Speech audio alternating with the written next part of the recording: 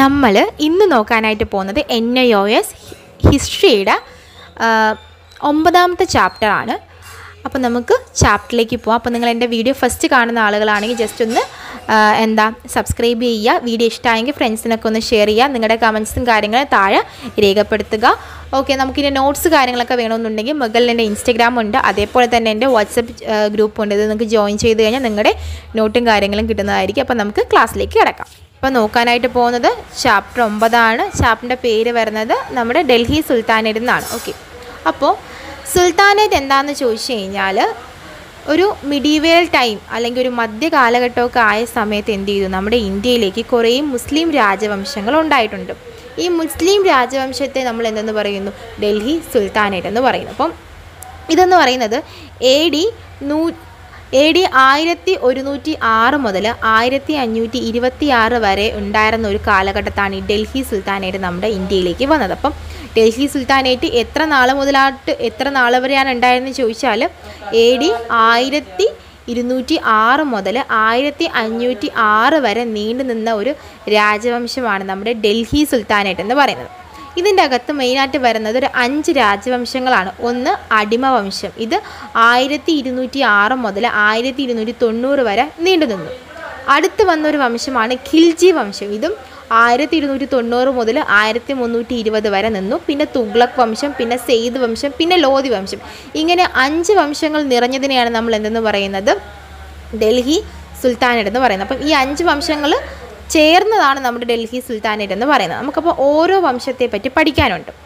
ആദ്യം വന്ന വംശമാണ് അടിമ വംശം എന്ന് പറയുന്നത്. ഇത് 1206 മുതൽ 1290 വരെ നീണ്ടു നിന്നൊരു വംശമാണ് അടിമ വംശം എന്ന് പറയുന്നത്. അപ്പം ഈ അടിമ വംശം സ്റ്റാർട്ട് ചെയ്തത് ആരാന്ന് ചോദിച്ചാൽ കുത്തബുദ്ദീൻ ഐബക്ക് എന്ന് പറയുന്ന ഒരാളാണ് നമ്മൾ ഈ അടിമ വംശം എന്ന് പറയുന്ന വംശം സ്റ്റാർട്ട് ചെയ്തത്. ഇതിന് പിന്നിലൊരു സ്റ്റോറി ഉണ്ട്. എന്താ സ്റ്റോറി എന്ന് വെച്ചാൽ നമ്മുടെ മുഹമ്മദ് ഘോറിനെ പറ്റി നമുക്ക് കേട്ടിട്ടുണ്ടോ? മുഹമ്മദ് ഘോറി, ഈ മുഹമ്മദ് ഘോറിയുടെ ഒരു രാജാവാണ് മുഹമ്മദ് ഘോറി. ഈ രാജാവിൻ്റെ വിശ്വസ്തനായിട്ടുള്ള ഒരു സൈന്യാധിപകനായിരുന്നു, അല്ലെങ്കിൽ ഒരു അടിമയായിരുന്നു നമ്മുടെ കുത്തബുദ്ദീൻ ഐബക്ക് എന്ന് പറയുന്ന ആൾ. അപ്പം മുഹമ്മദ് ഘോറിയുടെ ഒരു വിശ്വസ്തനായിട്ടുള്ള ഒരു അടിമയായിരുന്നു നമ്മുടെ കുത്തബുദ്ദീൻ ഐബക്ക് എന്ന് പറയുന്ന വ്യക്തി. അപ്പോൾ എന്ത് ചെയ്തു, ഇദ്ദേഹത്തിൻ്റെ മുഹമ്മദ് ഘോറിയുടെ മരണത്തിന് ശേഷം ഈ ഐബക്ക് എന്ത് ചെയ്തു, ആ സാമ്രാജ്യം പിടിച്ചടക്കിയിട്ട് അതിനെ ഒരു അടിമവംശം എന്ന് പറയുന്ന ഒരു രാജവംശമാക്കി ഉണ്ടാക്കി. അപ്പം മുഹമ്മദ് ഘോറിയുടെ വിശ്വസ്തനായിട്ടുള്ള ഒരു വ്യക്തിയായിരുന്നു കുത്തബുദ്ദീൻ ഐബക്ക്.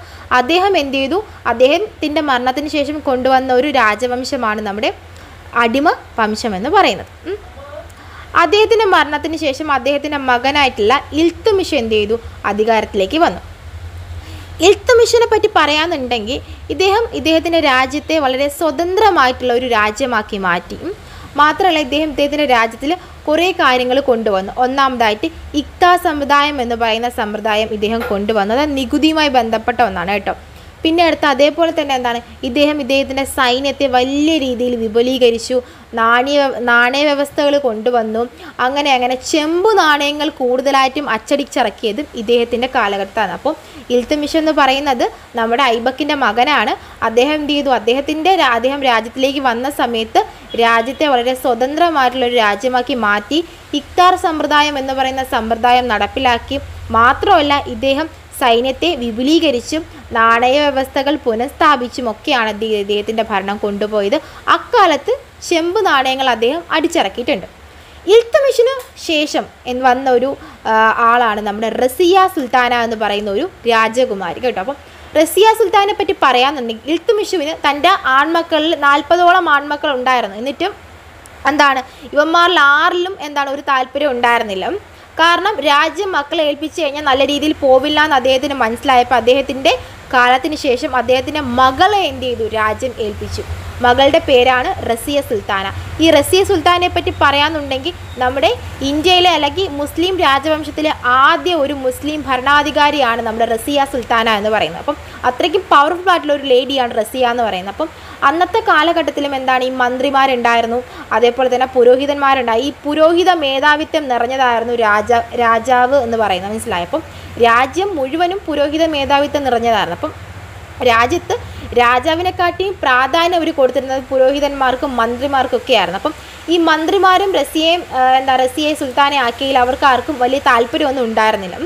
അങ്ങനെ എന്ത് ചെയ്തു, അങ്ങനെ ദിനം പ്രശ്നങ്ങളും കാര്യങ്ങളൊക്കെ വന്ന് ഈ ബാൽബൻ എന്ന് പറയുന്ന ആൾ റസിയയുടെ സഹോദരനാണ്. ബാൽബനാണ് നമ്മുടെ റസിയെ കൊന്നിട്ട് അധികാരത്തിൽ വന്നതാണ്. മനസ്സിലായോ? അപ്പോൾ റസിയ സുൽത്താന അധികാരത്തിൽ വന്നത് ആർക്കും ഇഷ്ടപ്പെട്ടില്ല. അവരുടെ സഹോദരന്മാർക്കും അവിടെയുള്ള മന്ത്രിമാർക്കും ആർക്കും ഇഷ്ടമായില്ല. അപ്പോൾ എന്ത് ചെയ്തു, അവരെ കൊന്നിട്ട് അവരുടെ സ്വന്തം സഹോദരനായിട്ടുള്ള ബാൽബൻ എന്ത് ചെയ്തു, അധികാരത്തിലേക്ക് വന്നു. അദ്ദേഹം കുറേ സൈനിക പരിഷ്കാരങ്ങളും ഒക്കെ നടപ്പിലാക്കി. അദ്ദേഹം വളരെ കർക്കശക്കാരിയായിട്ടുള്ള ഒരു ഭരണാധികാരിയായിരുന്നു. ഓക്കെ, ഇദ്ദേഹത്തിൻ്റെ കാലത്തിന് ശേഷം എന്ത് ചെയ്തു, നമ്മുടെ ഈ ഒരു ഡൈനാസ്റ്റി അങ്ങ് വീക്കാവാൻ തുടങ്ങി. വീക്കായി എന്ത് ചെയ്തു, ലാസ്റ്റ് ഈ ഒരു ഡൈനാസ്റ്റി അവസാനിക്കുകയാണ് ചെയ്തത്. അത്രയേ ഉള്ളൂ അടിമ വംശത്തെ പറ്റി പറയാനായിട്ടുള്ളത്. അപ്പം അടിമ വംശം എന്ന് പറയുന്നത് നമ്മുടെ ഡൽഹി സുൽത്താനേറ്റിലെ ഒരു വംശമാണ്. അത് സ്റ്റാർട്ട് ചെയ്തത് കുത്തബുദ്ദീൻ ഐബക്കാണ്. അദ്ദേഹത്തിൻ്റെ മരണശേഷം ഇൽത്തുമിഷ് അധികാരത്തിൽ വന്നു. അദ്ദേഹം നടപ്പിലാക്കിയത് ഇഖ്താർ സമ്പ്രദായം, അതേപോലെ തന്നെ സൈന്യത്തെയും നാണയത്തെയും ഒക്കെ എന്ത് ചെയ്യുന്നു, വിപുലീകരിച്ചു. ചെമ്പ് രീതിയിലുള്ള നാണയങ്ങൾ ഉണ്ടാക്കി. അത് കഴിഞ്ഞിട്ട് അന്നത് അദ്ദേഹത്തിൻ്റെ മകളാണ്. മകളുടെ പേര് റസിയ സുൽത്താന. അവർ വളരെയധികം ശക്തിയായിട്ടുള്ള ആദ്യത്തെ മുസ്ലിം ഭരണാധികാരിയാണ്. അവരുടെ മരണത്തിന് ശേഷം ബാൽബൻ എന്ത് ചെയ്തു, അധികാരത്തിൽ വന്നു. അദ്ദേഹം വളരെ കർക്കശക്കാരിയായിട്ടുള്ള ഒരു ഭരണാധികാരിയായിരുന്നു. അദ്ദേഹം സൈനിക പരിഷ്കാരങ്ങളൊക്കെ നടപ്പിലാക്കി. അപ്പോൾ ഇനി നമുക്ക് രണ്ടാമത്തെ രാജവംശത്തെ പറ്റി പഠിക്കാം. രണ്ടാമത്തെ രാജവംശമാണ് ഖിൽജി രാജവംശം. ഈ ഖിൽജി രാജവംശം എന്ന് പറയുന്നത് തന്നെ ജലായുദ്ദീൻ ഫിറോസ് ഖിൽജി എന്ന് പറയുന്ന ആളാണ് ഈ വംശം സ്റ്റാർട്ട് ചെയ്തത്. അപ്പോൾ അദ്ദേഹത്തിൻ്റെ മരണത്തിന് ശേഷം വന്ന ഒരു രാജാവാണ് ഈ അലാവുദ്ദീൻ ഖിൽജി എന്ന് പറയുന്നത് കേട്ടോ. അപ്പം ജലായുദ്ദീൻ ഖിൽജീൻ്റെ മരണത്തിന് ശേഷം അലാവുദ്ദീൻ ഖിൽജിയാണ് അധികാരത്തിൽ വന്നത്. അപ്പം ഈ ജലാലുദ്ദീൻ ഖിൽജീൻ്റെ മരുമകനാണ് നമ്മുടെ അലാവുദ്ദീൻ ഖിൽജി എന്ന് പറയുന്നത് കേട്ടോ. അപ്പം ഇദ്ദേഹം എന്ത് ചെയ്തു, വളരെയധികം ഇദ്ദേഹത്തിൻ്റെ ഒരു ഫിലിമൊക്കെ ഇറങ്ങിയിട്ടുണ്ട്. അലാവുദ്ദീൻ ഖിൽജിയുമായി ബന്ധപ്പെട്ട ഒരു ഫിലിം ഇറങ്ങിയിട്ടുണ്ട് കേട്ടോ, ഹിന്ദിയിലാണ്. അപ്പോൾ അതിന് മരണത്തിന് ശേഷമാണ് എന്ത് ചെയ്തത്, അലാവുദ്ദീൻ ഖിൽജി അധികാരത്തിൽ വന്നത്. ചിലർ പറയുന്നു ജലാലുദ്ദീൻ ഖിൽജിനെ കൊന്നിട്ടാണ് അലാവുദ്ദീൻ ഖിൽജി അധികാരത്തിൽ വന്നതെന്ന് പറയുന്നു. ഇദ്ദേഹം പ്രധാനമായിട്ടും നടപ്പിലാക്കിയ കുറച്ച് പരിഷ്കാരങ്ങളിൽ ഒന്നാണ് കമ്പോള പരിഷ്കാരം എന്ന് പറയുന്നത് കേട്ടോ.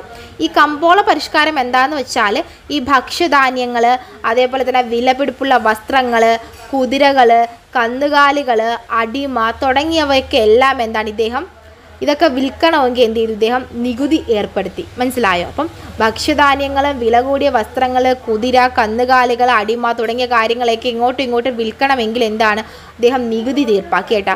മാത്രമല്ല ഭൂനികുതി ഒരു 50% ഇദ്ദേഹം ഉയർത്തി. ഇങ്ങനെയുള്ള കുറേ പരിഷ്കാരങ്ങൾ ഇദ്ദേഹം നടപ്പിലാക്കി. ഇതാണ് അലാവുദ്ദീൻ ഖിൽജിയുടെ കുറച്ച് കമ്പോള പരിഷ്കാരങ്ങൾ. ഈ ഒരു ചാപ്റ്ററിൽ ചിലപ്പം ചോദിക്കാൻ ചാൻസ് ഉണ്ട്, അലാവുദ്ദീൻ ഖിൽജി അദ്ദേഹത്തിൻ്റെ പരിഷ്കാരങ്ങൾ എന്താണെന്ന് ചോദിച്ചാൽ ഇത്രയും കാര്യങ്ങൾ മാത്രം എഴുതി വെച്ചാൽ മതി. കൂടുതൽ നിങ്ങളുടെ ഗൈഡിൽ കൊണ്ട് നമുക്ക് പേടിയാവും. കുറേ ഐറ്റംസ് കൊടുത്തിട്ടുണ്ട്. പക്ഷേ നമ്മൾ നോക്കി മാത്രം എടുത്താൽ മതി. ഞാൻ ഈ പറയുന്ന മാത്രം നിങ്ങൾ എന്ത് ചെയ്യുക, ഗൈഡിൽ നോക്കുക, നിങ്ങൾ നോട്ട് ഉണ്ടാക്കുക, പഠിക്കുക, അങ്ങനെ മാത്രം ചെയ്താൽ മതി. അത്രയേ ഉള്ളൂ ഖിൽജി വംശം എന്ന് പറയുന്നത്. ഖിൽജി വംശം സ്റ്റാർട്ട് ചെയ്തത് ജലാലുദ്ദീൻ ഫിറോസ ഖിൽജിയാണ്. മാത്രമല്ല അദ്ദേഹത്തിൻ്റെ മരണത്തിന് ശേഷം തൻ്റെ മരുമകനായിട്ടുള്ള അലാവുദ്ദീൻ ഖിൽജി അധികാരത്തിൽ വന്നു. അദ്ദേഹം എന്തൊക്കെ കാര്യങ്ങളാണ് നടപ്പിലാക്കിയത്, അദ്ദേഹം ഭക്ഷ്യധാന്യങ്ങൾ, അദ്ദേഹത്തിൻ്റെ കുറച്ച് കമ്പോള പരിഷ്കരണമാണ്. എന്താണെന്ന് ചോദിച്ചാൽ ഭക്ഷ്യധാന്യം ഉൾപ്പെടെയുള്ള അതേപോലെ വിലപിടിപ്പുള്ള വസ്തുക്കൾക്കൊക്കെ എന്ത് ചെയ്തു, ഇദ്ദേഹം നികുതി ചാർത്തി. 50% അദ്ദേഹം എന്ത് ചെയ്തു, ഭൂനികുതി ഉയർത്തി. അത്രയേ ഉള്ളൂ. അടുത്ത് വരുന്നൊരു വംശമാണ് തുഗ്ലക് വംശം. തുഗ്ലക് വംശം എന്ന് കേൾക്കുമ്പോൾ തന്നെ നമുക്കറിയാം, നമുക്ക് ഈ തുഗ്ലക് പരിഷ്കാരം എന്നൊക്കെ നമ്മൾ കേട്ടിട്ടില്ല. ആ സംഭവം തന്നെയാണ്. എന്ന് വെച്ചാൽ തുഗ്ലക് വംശം സ്റ്റാർട്ട് ചെയ്തത് ഷിയാസുദ്ദീൻ തുഗ്ലക് എന്ന് പറയുന്ന ഒരു വ്യക്തിയാണ്. ഗിയാസുദ്ദീൻ തുഗ്ലക് എന്ന് പറയുന്ന വ്യക്തിയാണ് തുഗ്ലക് വംശം സ്റ്റാർട്ട് ചെയ്തത് കേട്ടോ. അദ്ദേഹത്തിൻ്റെ കുറച്ച് കോൺട്രിബ്യൂഷൻ എന്ന് പറയുമ്പോൾ അദ്ദേഹം തപാൽ, പോലീസ് സ്റ്റേഷൻ, ജലസേചനം തുടങ്ങിയ ഐറ്റംസിനൊക്കെ കൂടുതൽ പ്രാധാന്യം കൊടുത്തതിനൊക്കെ പ്രോത്സാഹിപ്പിച്ച ഒരു വ്യക്തിയാണ് നമ്മുടെ ഗിയാസുദ്ദീൻ തുഗ്ലക് എന്ന് പറയുന്നത്. അപ്പോൾ തുഗ്ലക് വംശം സ്റ്റാർട്ട് ചെയ്തത് ഗിയാസുദ്ദീൻ തുഗ്ലക്കാണ്. ഇദ്ദേഹം എന്ത് ചെയ്തു, തപാൽ, പോലീസ് സ്റ്റേഷൻ, ജലസേവനം സൗകര്യം തുടങ്ങിയ ഐറ്റംസിനൊക്കെ എന്ത് ചെയ്യും, നല്ല രീതിയിൽ പ്രോത്സാഹിപ്പിച്ച ഒരു വ്യക്തിയാണ്. അപ്പം ഇദ്ദേഹത്തിൻ്റെ മരണത്തിന് ശേഷം നമ്മുടെ കഥാനായകനായിട്ടുള്ള മുഹമ്മദ് ബിൻ തുഗ്ലക്ക് അധികാരത്തിൽ വരെയാണ്. ഇദ്ദേഹം എന്ന് പറയുന്നത് ഭയങ്കര ബുദ്ധിമാനായിട്ടുള്ളൊരു വിഡ്ഢി എന്നാണ് ആളുകൾ അറിയപ്പെടുന്നത്. അപ്പം ഇദ്ദേഹത്തിനെ പറയുന്നത് ബുദ്ധിമാനായിട്ടുള്ള വിഡ്ഢി എന്നാണ്. ഇദ്ദേഹത്തിൻ്റെ പരിഷ്കാരങ്ങൾ പലതും ഫ്ലോപ്പായി പോവുകയാണ് ചെയ്തത്. ഓക്കെ, ആദ്യം ഇദ്ദേഹം എന്ത് ചെയ്തു, നികുതി പരിഷ്കാരങ്ങൾ നടപ്പിലാക്കി. നികുതി പരിഷ്കാരങ്ങൾ നടപ്പിലാക്കിയപ്പോൾ എന്ത് ചെയ്തു, ഇദ്ദേഹം കൂടുതൽ നികുതി പാവപ്പെട്ട ആളുകളുടെ നിത്യോപകരണ സാധനങ്ങൾക്കായിരുന്നു ഏർപ്പെടുത്തിയത്. ലാസ്റ്റ് നികുതി കൊടുക്കാൻ പറ്റാത്തത് കൊണ്ട് എന്ത് ചെയ്തു, തൻ്റെ രാജ്യം വിട്ട് പല ആളുകളും കാടുകളിലേക്ക് കയറി പോവേണ്ടി വന്നു. അങ്ങനെ എന്ത് ചെയ്തു, ആ പരിഷ്കാരം ഫ്ലോപ്പായിപ്പോയി. പിന്നെ ഇദ്ദേഹം എന്ത് ചെയ്തു, ഇദ്ദേഹത്തിൻ്റെ തലസ്ഥാനത്തെ എന്ത് ചെയ്തു, വേറൊരു സ്ഥലത്തേക്ക് മാറ്റി. അങ്ങനെ വേറൊരു സ്ഥലത്തേക്ക് മാറ്റിയപ്പോൾ എന്ത് ചെയ്തു, കൂടുതലായിട്ട് പൈസ ചിലവായി. ഓരോ പരിഷ്കാരങ്ങൾ ചെയ്യുമ്പോഴും കൂടുതൽ പൈസയൊക്കെ ചിലവാവില്ല, അതും അങ്ങനെ ഫ്ലോപ്പായിപ്പോയി. മനസ്സിലായോ? അത് കഴിഞ്ഞ് വീണ്ടും മാറ്റി തലസ്ഥാനത്ത് വീണ്ടും പഴയ സ്ഥലത്തിലേക്ക് തന്നെ കൊണ്ടുവന്നു. മാത്രമല്ല അന്ന് അദ്ദേഹം കൂടുതലായിട്ടും ചെമ്പ് കറൻസികൾ ഉണ്ടാക്കി. ചെമ്പ് കറൻസികൾ ഉണ്ടാക്കിയിട്ട് എന്ത് ചെയ്തു, അങ്ങനെ അപ്പോൾ എല്ലാവരുടെ കയ്യിലും കറൻസികൾ ഈസി ആയിട്ട് അവൈലാവുന്ന രീതിയിലായി. അങ്ങനെ കറൻസി എല്ലാ കയ്യിലും കിട്ടിക്കഴിഞ്ഞാൽ സാധനങ്ങൾ എല്ലാ ആളുകൾക്കും വാങ്ങിക്കാൻ പറ്റും. അങ്ങനെ വരുമ്പോഴത്തേന് എന്ത് ചെയ്യുന്നു, പൈസയുടെ മൂല്യം കൂടി ഒരു പണപ്പെരുപ്പം എന്ന് പറഞ്ഞൊരു സിറ്റുവേഷൻ ഉണ്ടായി. അപ്പം ചെമ്പ് കറൻസി ഉണ്ടാക്കിയ കാര്യം എന്ന് വെച്ചാൽ എല്ലാവരുടെ കയ്യിലും കറൻസി എത്തിക്കോട്ടെ എന്ന് കരുതി ഇദ്ദേഹം ചെമ്പ് കറൻസികൾ അച്ചടിച്ചിറക്കി. അപ്പോൾ എന്ത് ചെയ്തു, എല്ലാവരുടെ കയ്യിലും പൈസയുണ്ട്, പക്ഷേ വാങ്ങിക്കാൻ സാധനങ്ങളില്ല. അങ്ങനത്തെ ഒരു അവസ്ഥ വന്നു. അങ്ങനെ ഒരിക്കൽ രാജാവ് ഇങ്ങനെ നടന്നു പോകുമ്പോൾ ഒരു കൂന കൂട്ടിയിട്ടേക്കാണ് ഈ ചെമ്പ് കറൻസികൾ. അങ്ങനെ അത് നിർത്തലാക്കി പിന്നെ വേറെ കറൻസി അദ്ദേഹം സ്റ്റാർട്ട് ചെയ്തു. അങ്ങനെ ഇദ്ദേഹം എന്തൊക്കെ ചെയ്യുന്നു അതൊക്കെ അവസാനം മണ്ടത്തനത്തിലാണ് എത്തിപ്പെടുന്നത്. പിന്നെ അതേപോലെ തന്നെ ഇദ്ദേഹത്തിനെ സംബന്ധിച്ച് പറയാനുണ്ടെങ്കിൽ ഇദ്ദേഹത്തിൻ്റെ ആഭ്യന്തര നയം വളരെ മികച്ചതായിരുന്നു. ഉദ്യോഗസ്ഥരുടെ ശമ്പളം ഇദ്ദേഹം വർദ്ധിപ്പിച്ചു. അങ്ങനെ കുറച്ച് നാൾ കഴിഞ്ഞപ്പോൾ എന്ത് ചെയ്യും, തുഗ്ലക് വംശത്തിൽ നല്ല രീതിയിൽ കഴിവുള്ള രാജാക്കന്മാരുടെ അഭാവം കാരണം എന്ത് ചെയ്തു, ഈ ഒരു രാജവംശം അവസാനിക്കുകയാണ് ചെയ്തത്. ഇത്രയേ ഉള്ളൂ തുഗ്ലക് രാജവംശത്തെ പറ്റി പറയാനായിട്ട്. ഇതിനകത്ത് നിങ്ങൾ പഠിക്കേണ്ട കാര്യമെന്ന് വെച്ചാൽ മുഹമ്മദ് ബിൻ തുഗ്ലക്കിൻ്റെ കുറച്ച് കോൺട്രിബ്യൂഷൻസും അദ്ദേഹം നടപ്പിലാക്കിയ കുറച്ച് പരിഷ്കാരങ്ങൾ അത് ഇമ്പോർട്ടൻ്റ് ആണ്, പഠിച്ചു വയ്ക്കുക. അത് ചോദിക്കാൻ നല്ല ചാൻസ് ഉണ്ട്. അത് കഴിഞ്ഞ് വന്ന 2 ഡൈനാസ്റ്റിയാണ് ലോധിയും സൈദും. ഇവരോട് കൂടിയിട്ട് എന്ത് ചെയ്തു, ഡൽഹി സുൽത്താനേറ്റ് എന്ന് പറയുന്ന സംഭവം അവസാനം. ഇതിൽ വേറെ ഒന്നും പഠിക്കാനായിട്ടില്ല. ഇത് ലാസ്റ്റ് വംശമാണ്. ഇതിൽ നിന്നും അങ്ങനെ വലിയ ക്വസ്റ്റ്യൻസ് ഒന്നും വരില്ല. അവസാനം വന്നൊരു രാജവംശമാണ്. അതോടുകൂടി എന്ത് ചെയ്തു, ഈ ഒരു ഡൽഹി സുൽത്താനേറ്റ് എന്ന് പറഞ്ഞ രാജവംശം അവസാനിക്കുകയാണ് ചെയ്തത്. ഇനി നമുക്ക് നെക്സ്റ്റ് നോക്കാനായിട്ടുള്ളത് നമ്മുടെ ഡൽഹി സുൽത്താൻമാരുടെ ഭരണം എങ്ങനെയായിരുന്നു എന്ന് നോക്കാം. അപ്പോൾ ഡൽഹി സുൽത്താൻമാരുടെ ഭരണം എന്ന് വെച്ചാൽ ഭരണം എളുപ്പമാക്കാൻ ഒന്നാമത്തെ സംവിധാനം എന്ന് പറയുമ്പോൾ കേന്ദ്ര ഭരണമാണ്. അതായത് നമ്മുടെ സുൽത്താനാണ് ഏറ്റവും ഹയർ ആയിട്ടുള്ള അതോറിറ്റി എന്ന് പറയുന്നത്. സുൽത്താന് താഴെ കുറേ പ്രഭുക്കന്മാരും ടീമും കാര്യങ്ങളൊക്കെ ഉണ്ട്. സുൽത്താനായിരിക്കും എല്ലാ കാര്യങ്ങളും കൺട്രോൾ ചെയ്യുന്നത്. അതാണ് കേന്ദ്ര ഭരണം. രണ്ടാമത് വരുന്നത് ധനകാര്യത്തെ സംബന്ധിച്ച് പറയാനുണ്ടെങ്കിൽ സുൽത്താൻ കഴിഞ്ഞാൽ അടുത്തൊരു ഉദ്യോഗസ്ഥൻ എന്ന് പറയുന്നത് നമ്മുടെ ധനകാര്യ ഉദ്യോഗസ്ഥൻ. അതിനെ നമ്മൾ വസീർ എന്നാണ് അറിയപ്പെടുന്നത് കേട്ടോ. മൂന്നാമത് വരുന്നതെന്ന് പറയുമ്പോൾ സൈനിക വകുപ്പ് കൈകാര്യം ചെയ്യുന്ന ആളെ നമ്മൾ ദിവാനി അരിസ് എന്നാണ് അറിയപ്പെടുന്നത്. അപ്പം ആദ്യം നമ്മൾ നോക്കിയത് എന്താണ്, കേന്ദ്രഭരണമാണ്. കേന്ദ്രഭരണം എന്ന് പറയുമ്പോൾ സുൽത്താനാണ് ഇതിൻ്റെ മൊത്തത്തിൽ കൺട്രോൾ ചെയ്യുന്ന സുൽത്താനാണ്. പുള്ളിക്കാരനെ സപ്പോർട്ട് ചെയ്യാനായിട്ട് കുറച്ച് പ്രഭുക്കന്മാരുണ്ട്. അത് കഴിഞ്ഞ് വരുന്നത് ധനകാര്യമാണ്. ധനകാര്യം എന്താണ്, നമ്മുടെ സുൽത്താൻ കഴിഞ്ഞ അടുത്തൊരു ഉദ്യോഗസ്ഥൻ എന്ന് പറയുന്നത് വസീറാണ്. അദ്ദേഹത്തിനെ നമ്മൾ ധനകാര്യ ഉദ്യോഗസ്ഥൻ എന്നാണ് അറിയപ്പെടുന്നത്. മൂന്നാമത് വരുന്നതെന്ന് പറയുമ്പോൾ എന്താണ്, സൈനിക വകുപ്പാണ്. സൈനിക വകുപ്പിനെ പറ്റി പറയാനുള്ളത് ദിവാനി ആരിസ് എന്ന് പറയുന്ന ആളാണ് സൈനിക വകുപ്പ് ഹാൻഡിൽ ചെയ്യുന്നത്. അതിൽ വരുന്ന ആ ഒരു സൈനിക തലവനെ നമ്മൾ ആരിസി മാലിക് എന്നും കൂടി അറിയപ്പെടുന്നുണ്ട്. ഇത്രയും കാര്യങ്ങളാണ് കേട്ടോ. ഇവരെന്താ ചെയ്യുന്നതെന്ന് വെച്ചാൽ സൈനികരുടെ വേതനം നിയമം ഒക്കെ നടപ്പിലാക്കുന്നത് ഈ ഒരു ആരിസാണ്.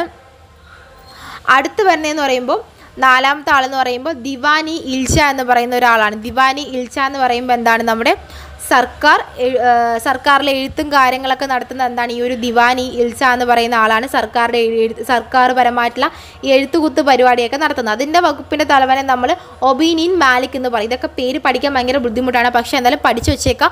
1 വേർഡ് ക്വസ്റ്റ്യൻ ചിലപ്പോൾ ചോദിക്കാൻ ചാൻസ് ഉണ്ട്. ഓക്കെ, ഇനി നമുക്ക് നെക്സ്റ്റ് നോക്കാനായിട്ടുള്ളത് വിവിധ തരം നികുതി വ്യവസ്ഥകളെ പറ്റിയിട്ടാണ് കേട്ടോ. വിവിധ തരത്തിലുള്ള നികുതി വ്യവസ്ഥകളെ പറ്റിയിട്ടാണ് അടുത്ത് നോക്കാനായിട്ടുള്ളത്. അതുകൂടി കഴിഞ്ഞാൽ തീരും. ഒന്നാമത് വരുന്നതെന്ന് വെച്ചാൽ ഉഷാര എന്ന് പറയുന്ന ഒരു നികുതിയാണ്. ഈ നികുതി എന്ന് പറയുമ്പോൾ മുസ്ലിം കർഷകരുണ്ടല്ലോ, മുസ്ലിം കർഷകരിൽ നിന്നും ഈടാക്കുന്ന ഒരു നികുതിയാണ് ഡൽഹി സുൽത്താനേറ്റ് കാലഘട്ടത്തിലുള്ള നികുതി വ്യവസ്ഥ എന്ന് പറയുന്നത്. ഒന്നാമത്തെ ഒരു നികുതി എന്ന് പറയുന്നത് ഉഷാര എന്ന് പറയുന്ന ഒരു നികുതിയാണ്. ഈ നികുതി എന്ന് പറയുന്നത് എന്താ, മുസ്ലിം കർഷകരിൽ നിന്നും ഈടാക്കുന്ന ഒരു നികുതിയാണ് നമ്മൾ ഉഷാര എന്ന് പറയുന്ന നികുതി എന്ന് പറയുന്നത്. ഇത് 1/10 എന്ന് പറയുന്ന ഒരു റേഷ്യോയിലാണ് ഈ ഒരു നികുതി ഈടാക്കുന്നത് കേട്ടോ. അത് കഴിഞ്ഞ് വരുന്ന നികുതി എന്ന് പറയുന്നത് കഷാനാസ് എന്ന് പറയുന്ന ഒരു നികുതിയാണ്. ആ നികുതിയുടെ പ്രത്യേകത എന്ന് പറയുമ്പോൾ ഈ യുദ്ധത്തിൽ കീഴടക്കിയ രാജാക്കന്മാരുണ്ടല്ലോ, ആ രാജാക്കന്മാരിൽ നിന്നും ഈടാക്കുന്ന നികുതിയാണ് കൗഷാം എന്ന് പറയുന്ന ഒരു നികുതി എന്ന് പറയുന്നത് കേട്ടോ. അടുത്ത് വരുന്ന ഒരു നികുതി എന്ന് പറയുമ്പോൾ സഖീൽ എന്ന് പറയുന്ന നികുതിയാണ്. ഇതെന്ന് പറയുമ്പോൾ സമ്പന്നരായിട്ടുള്ള മുസ്ലിം ഭരണാധികാരികളുണ്ട്, മുസ്ലിം ആയിട്ടുള്ള ആളുകളുണ്ടല്ലോ, അതായത് സമ്പന്നരായിട്ടുള്ള മുസ്ലിം കർഷകരും കാര്യങ്ങളും അവന്മാരുടെ കയ്യിൽ നിന്ന് ഈടാക്കുന്നതാണ്. പക്ഷേ ഇതിൻ്റെ ഒരു 2.5% പാവപ്പെട്ട മുസ്ലിങ്ങളുടെ കയ്യിൽ നിന്നും എന്താണ് ഇവർ ഈടാക്കുന്നുണ്ട്. പിന്നെ വരുന്ന ജസിയ എന്ന് പറയുന്ന ഒരു ടാക്സാണ്. ഇത് നോൺ മുസ്ലിംസ് എന്താണ്, അതായത് മുസ്ലിമിൽ പെടാത്ത ആളുകളാണ് അടയ്ക്കേണ്ട ഒരു നികുതി. അപ്പം ഇത്രയും നികുതി ഐറ്റംസ് ആണ് നമ്മുടെ ഡൽഹി സുൽത്താനേറ്റിൻ്റെ കീഴിൽ വരുന്ന നികുതി വ്യവസ്ഥ എന്ന് പറയുന്നത്. അപ്പോൾ ഇത്രയും കാര്യങ്ങൾ മാത്രമേ ഇതിനകത്ത് നിങ്ങൾക്ക് പഠിക്കാനായിട്ട് വരുന്നുണ്ട്. കൂടുതലൊന്നും വാരി വലിച്ച് പഠിക്കേണ്ട.